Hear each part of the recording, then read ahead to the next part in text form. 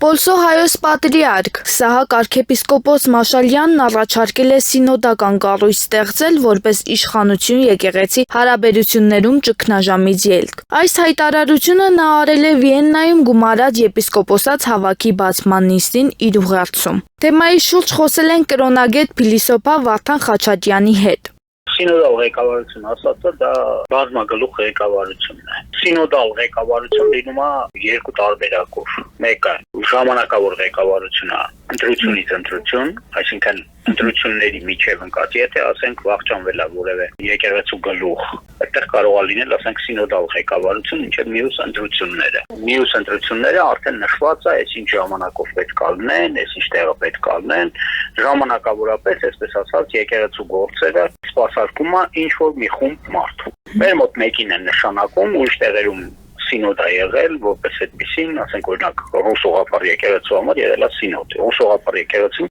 սինոդալ ղեկավարության տակ է եղել 1700 շրջանի տակ 21 թվից մինչև 1917 թիվը, այսինքն 200 տարի հենց մի բան ավել։ Այդ սինոդալ ղեկավարությունը իրանց ենթադրել է, որ մեկ ղեկավար եկեղեցին չի կարող ունենալ, դեռ ավելին սինոդը, որպես այդպեսին, բազմամարդ է, օրինակ ասենք, դանիական եկեղեցին 5 հոգանոց ղեկավարություն ունի։ Հիմա սինոդը բազմամարդ է եւ Ռուսաստանում այն ղեկավարել է գերագույն քարտախազը, որը պետական չինովնիկ է։ Այսինքն պետության կողմից եկեղեցու վրա բացարձակ ազդեցություն ունենալու հնարավորությունը սինոդալ ղեկավարությունն է։ Բայց սա կարող է հանգեցնել եկեղեցու պառակտման կամ նոր կենտրոնների ձևավորման։ Երբ ավելի շուտ եթե ինքը մնաց այդ դեպքում կձևավորվեն, քան թե եթե դա չլինի։ Եթե դա չլինի, ընթանում է սովորական ընթացքը, որը պետք է ավարտվի այն ժամանակ, երբ որ ասենք կգա իսկապես ժամանակը, երբ կլինի ընտրություն նոր կաթողիկոսի, եթե կաթողիկոս չի լինի։ Հիմա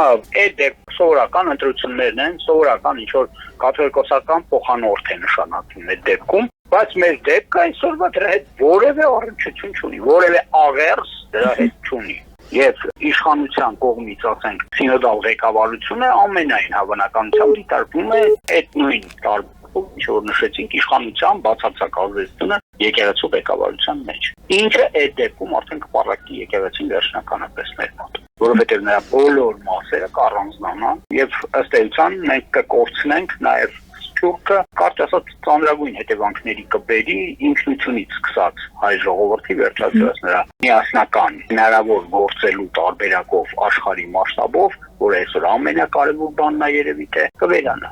Ժամանակին սինոդ ունենալու գաղափարի գլխավոր ջատագովը եղել է Կոստանդնուպոլսի հայոց պատրիարք Զաքարիա Կաղզվանցին, որն իրեն էր համարում կաթողիկոս դառնալուն արժանի։ Արժանիքներով իրեն վեր դասելով Մայրաթոռի բոլոր եպիսկոպոսներից։ Արդյոք պատահական է, որ նման առաջարկով հիմնականում հանդես են գալիս Պոլսից։ Պարզ չի, որ համանման առաջարկի տարբերակում, եթե առաջանալու են խմբեր, եթե ներսում գործելու է ինչ-որ մի խումբ ևս, որը Թուրքիո պատրիարքության հետ կապ կունենա,